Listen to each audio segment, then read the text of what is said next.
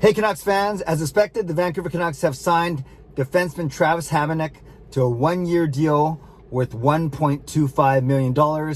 They did so just after submitting their opening night roster to the league, as they had to do this afternoon. As I talked about in my vlog earlier today, that roster, of course, subject to change as soon as they move Michael Furlan onto long-term injury reserve, which I'm sure they have done now. So I'll talk about both Hamonic and the roster really quickly. And yes, I am recording from my car in my parkade at work. I wanted to record from my office, but there's a meeting happening just outside of my office and I didn't want to disturb them and I didn't want them to disturb me. So Travis Hamonic, this was expected. As soon as he signed the PTO, there was a thought that he would sign a one-year deal, and people were saying around 1 million. Some were saying as low as 800. Some were saying as high as 1.2. So it is indeed 1.25. Maybe that 0.5 or 0.05 extra is because of the savings saved by waiving Louis Eriksson. Doesn't matter. The point is he is now signed for this year. He will likely be the defensive partner of Quinn Hughes and fill in the Chris Tanev role from last year. So a good signing, not an unexpected signing, but it's nice that we make it official. The second part is the roster that the Canucks submitted. And earlier today, I talked about how people are projecting a 21-man roster with no Hoglander, with no Hamonic, and with Haryluk starting on the injury list, and then Michael Furlan on LTIR.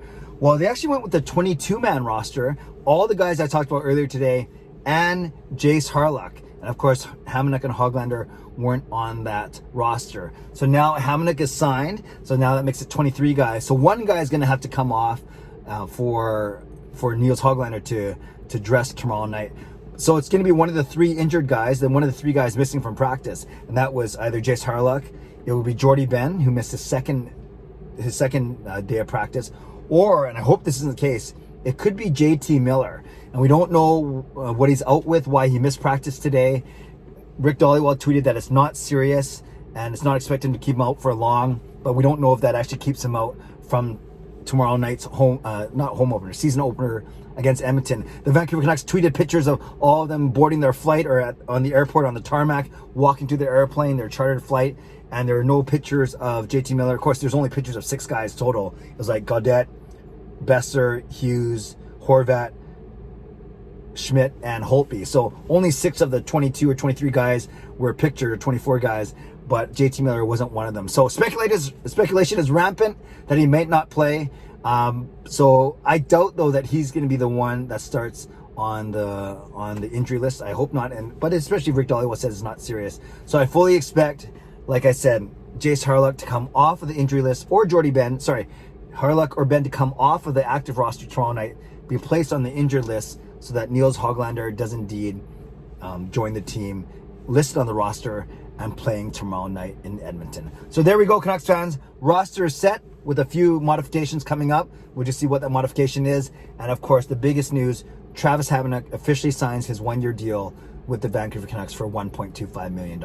Canucks fans, leave a comment below. Probably no surprise here, but now that it's official, now that we can talk about it officially, how excited are you for Travis Hamonic? And do you expect him to have a major impact or a steadying force, a steadying influence on Quinn Hughes and the defense as a whole? I've talked about how much I think this beefs up the overall strength and depth of our blue line in totality, which is really, really good. And then also let me know if you're worried about this JT Miller thing, if you anticipate him playing tomorrow night, or even if not, how that's going to go. And one last note, Jake Virtanen took a spot in practice playing alongside Pettersson and Besser, and then Zach McEwen then drew in for the third line, taking Virtanen's spot with Gaudette and Roussel. All right, Canucks fans, subscribe if you like to, like this video if you like to. Stay safe, stay healthy, take care of yourselves, and take care of each other. Enjoy the rest of the day. Can't wait to check in with you tomorrow, as we will be vlogging about it being a game day, a Canucks game day.